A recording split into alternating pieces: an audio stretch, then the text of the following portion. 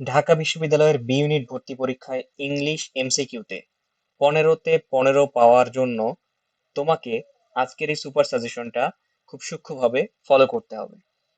So এই super সাজেশনে আমি যে টপিকগুলো দেবো এই টপিকগুলো থেকেই তুমি 100% কমন পাবে ঢাকা বিশ্ববিদ্যালয়ের ভর্তি পরীক্ষায়। আমরা পরবর্তী স্লাইডগুলো যদি একটু দেখাই, তোমাদেরকে জাস্ট দেখাইলাম। সো গত বছর অর্থাৎ 2023-24 শিক্ষাবর্ষ অর্থাৎ এইচএসসি 23 ব্যাচের শিক্ষার্থীরা যে ঢাকা বিশ্ববিদ্যালয়ে ভর্তি পরীক্ষা দিয়েছে সেখানে আমার পড়ানো ইংলিশ এমসিকিউ থেকে এবং এই গত বছরের সুপার সাজেশন থেকে 15টা প্রশ্নের মধ্যে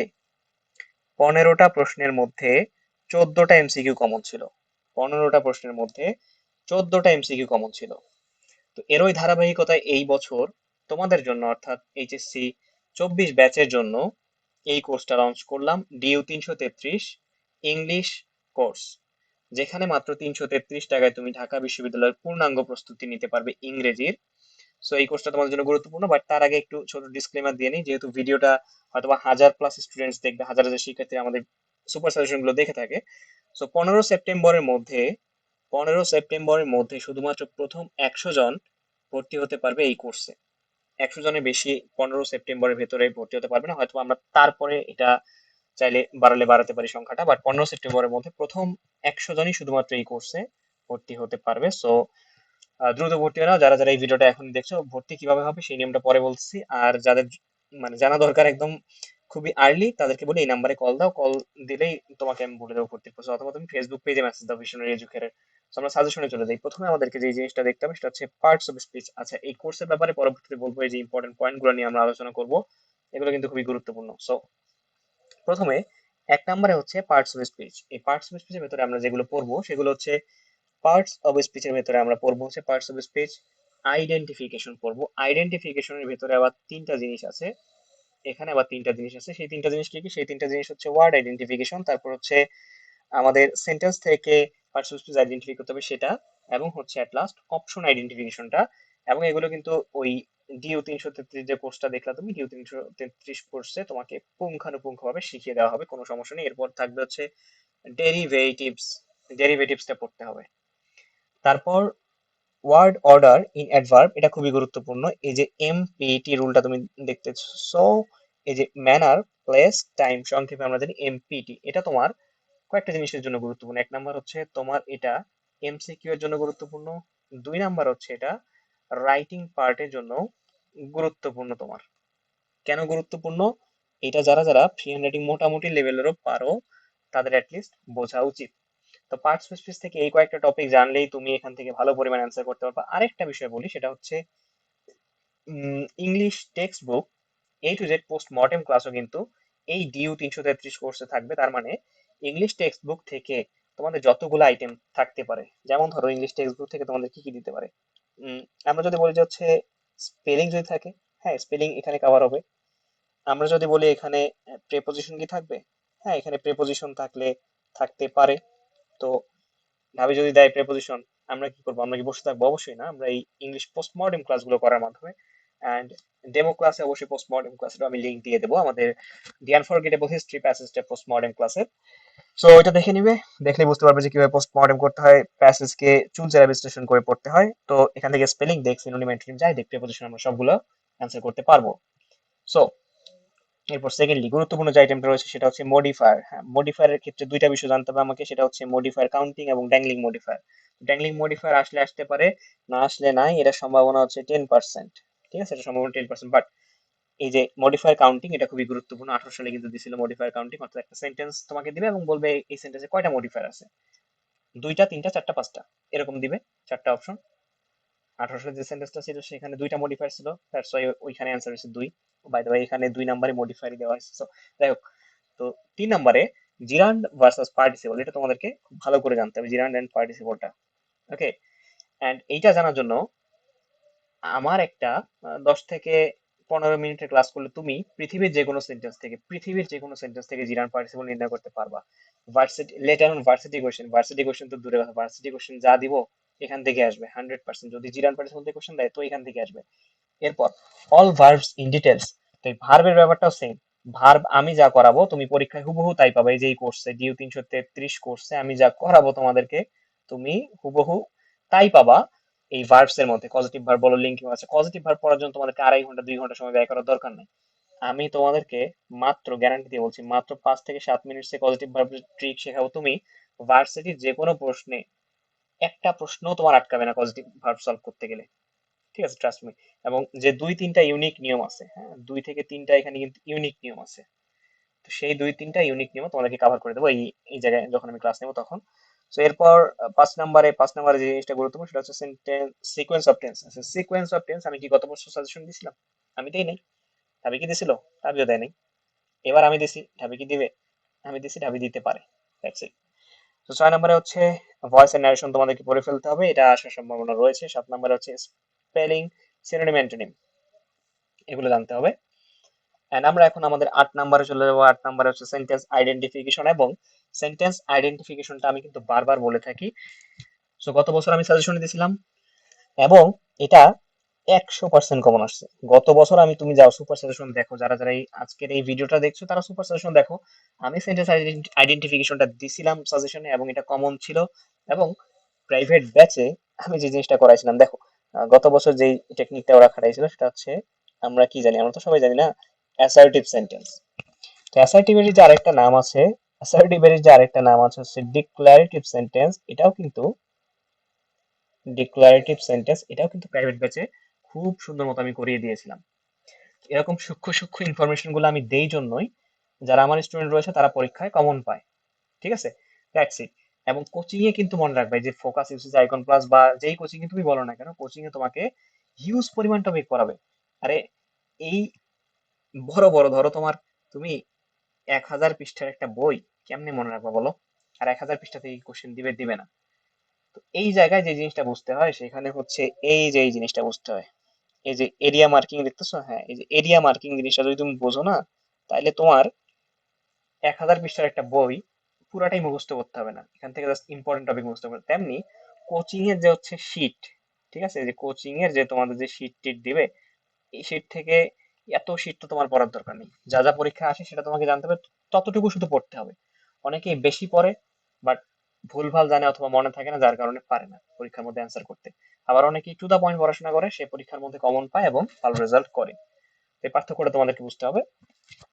এরপর অ্যাপ্রোপ্রিয়েট প্রেপোজিশন, তারপর হচ্ছে গ্রুপ ভার্বস, তারপর অ্যাফার্মেটিভ এন্ড নেগেটিভ এগ্রিমেন্ট। এরপর 12 নম্বর এমবেডেড কোশ্চেন, ট্যাগ কোশ্চেন, আর হচ্ছে ডব্লিউএইচ কোশ্চেন।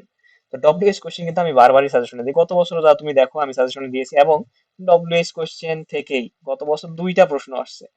ভাবছো গত বছর 2টা প্রশ্ন আসছে ডব্লিউএইচ কোশ্চেন থেকেই। ঠিক আছে। তো আমি কিন্তু এখানে অবশ্য তোমাদের জন্য অবলিক দিয়ে দিয়েছি, কারণ হচ্ছে এমবেডেড যদি দেয় তাহলে হয়তো বা ট্যাগ আর ডব্লিউএস দিবে না, তবে তোমাদের সময় হয়তো বা এমবেডেড কোশ্চেন আর ট্যাগ কোশ্চেন দেওয়ার পসিবিলিটি বেশি। এরপর ফ্রেজেস এন্ড ইডিয়মস তোমাদেরকে পড়তে হবে। 14 নম্বরে হচ্ছে নাউনটা পড়তে হবে, countable and uncountable, countable and uncountable. এরপর ডিটারমিনাস পড়তে হবে কিন্তু অল্প, একটু টেকনিক খাটিয়ে সুন্দর করে। যেমন কোচিং এ তোমার নাম না বললাম, অমুক তমুক কোচিং আছে এই 3-4টার মধ্যে একটা, তো তারা কি করে হজবরল ভাবে ডিটারমিনাস পড়ায়। এত ডিটারমিনাস তো তোমার পড়ার দরকার নেই, তুমি তো এখানে ডিটারমিনারের প্রফেসর হইতে আসো না, তাই না? তুমি আসছো এখানে ডিটারমিনার পড়তে এবং জানতে, এবং ভার্সিটির ভর্তি পরীক্ষায় যেই কোশ্চেন দিবে একেবারে তোমাকে এখান থেকে ডিটারমিনার থেকে ধরে ধরে যেই কোশ্চেনই দিবে সেইটারই তুমি অ্যান্সার করবা। এই জন্য তুমি আসছো এখানে, তো তোমাকে সেইটাই পড়তে হবে। স্পেশাল ইউজ অফ আর্টিকেল, এটা তোমাকে জানতে হবে, পড়তে হবে। এরপর 16 নম্বরে হচ্ছে এমফ্যাটিক প্রোনাউনটা তোমাকে জানতে হবে। এমফ্যাটিক প্রোনাউন কোনটা সেটা জানতে হবে। আর হচ্ছে হু ভার্সেস হুম, অর্থাৎ ফিল ইন দ্য ব্ল্যাঙ্কসে কোথায় হু বসে, কোথায় হু বসে এবং কোথায় হচ্ছে হুম বসে, এটা তোমাকে জানতে হবে। 17 নাম্বার ইম্পর্টেন্ট হচ্ছে পাংচুয়েশন। এরপর সাবজেক্ট ভার্ব এগ্রিমেন্টটা 2টার একটা যে কোনো একটা দিতে পারে। সাবজেক্ট ভার্ব এগ্রিমেন্ট দিলে কিন্তু আসলে সবাই পাবে, সো তুমি না পারলে কিন্তু তুমি 1 মার্ক পিছিয়ে যাচ্ছে, মানে 2 থেকে 300 সিরিয়াল পিছিয়ে যাবা, ইভেন 500 পিছিয়ে।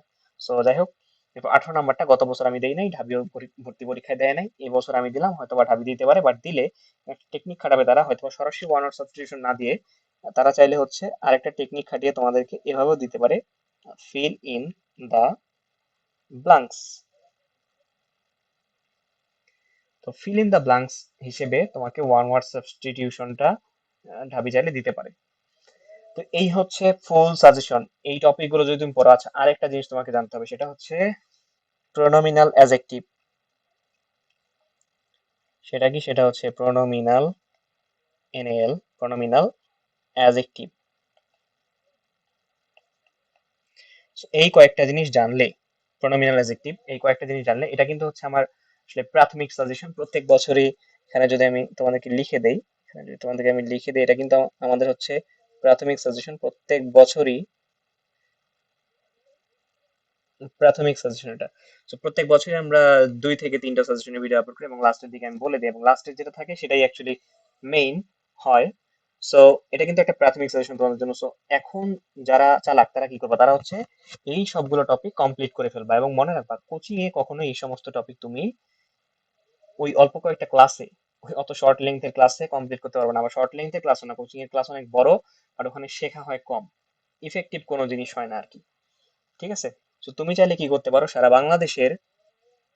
বাংলাদেশের বিভিন্ন জায়গার মেধাবী শিক্ষার্থীদের সাথে মাত্র 333 টাকায় এই DU 333 ইংলিশ কোর্সে ভর্তি হতে পারো, তোমার ঢাকা বিশ্ববিদ্যালয়ের ভর্তি পরীক্ষার পূর্ণাঙ্গ প্রস্তুতি নিতে। তো ভর্তি হতে কল দাও এই নাম্বারে, এবং যে কোনো কিছু জানার থাকলে কল দিতে পারো, অথবা আমাদের Facebook page visionary education message দাও, পেজের লিঙ্কটা তোমরা পিন কমেন্টে পেয়ে যাবা। আর ভর্তি সিস্টেমটা তোমাদেরকে আমি বলতেছি, বাট তার আগে আমি একটু তোমাদেরকে বলি যে কোর্সে কি কি থাকছে। অ্যাকচুয়ালি কোর্সে থাকছে, দেখো, এক নাম্বারে যে every due common topic class. তার মানে ঢাকা বিশ্ববিদ্যালয়ে আসবেই এমন কমন টপিকের উপরে ক্লাস থাকবে, এবং ক্লাসে তোমাদের কনসেপ্ট ক্লিয়ার করে দেবো, এক নাম্বার। তারপর হচ্ছে 2 নাম্বার ক্লাসে আমরা প্রিভিয়াস ইয়ারের কোশ্চেন সলভ করব। হুম। এরপর 2 নাম্বার হচ্ছে, আমি এর আগে বলেছিলাম এরিয়া মার্কিং। হ্যাঁ, এরিয়া মার্কিং ক্লাস থাকবে। এরিয়া মার্কিং ক্লাসের মাধ্যমে তোমরা কমন পাবা সমস্ত জিনিসপত্র। এবং এরিয়া মার্কিং ক্লাসে নিজে নিজেই তোমাদেরকে হচ্ছে বই দাগিয়ে দিব।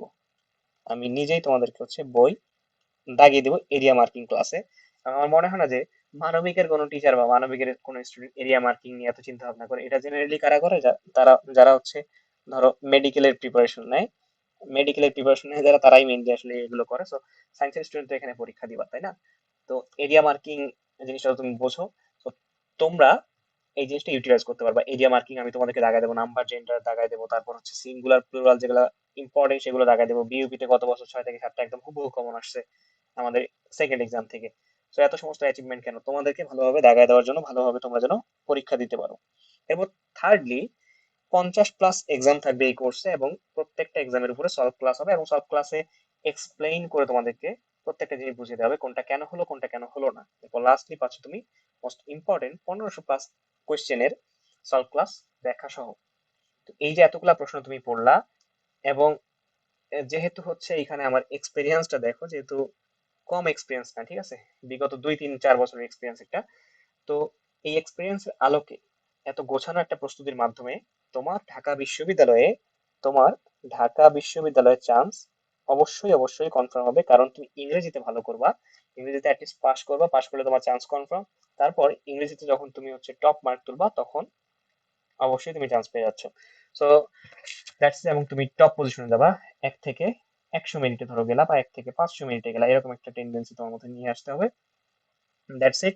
যে কোর্সে ভর্তি হওয়ার নিয়ম হচ্ছে, তুমি বিকাশে, তুমি যেই কাজটা করবা, কোর্সে ভর্তি হওয়ার নিয়মটা হচ্ছে তুমি বিকাশে 333 টাকা সেন্ড মানি করবা।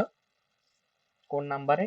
নাম্বার হচ্ছে এই যে নাম্বারে, যে উপরে যে নাম্বার দেখতে পাচ্ছ, এই নাম্বারে সেন্ড মানি করবা তুমি 333 টাকা। করার পর তুমি এটার একটা স্ক্রিনশট আমাদের ফেসবুক পেজে পাঠিয়ে দিবা। আমরা যাচাই করে তোমাদেরকে গ্রুপে অ্যাড করে দেব। অ্যান্ড লাস্টলি আবারও একটু মনে করা দিই, 15 সেপ্টেম্বরের মধ্যেই সবাই ভর্তি হওয়া, কারণ প্রথম 100 জনই কেবল এই কোর্সটায় প্রথম পর্যায়ে, প্রাথমিক পর্যায়ে ভর্তি হতে পারবে। So that's it.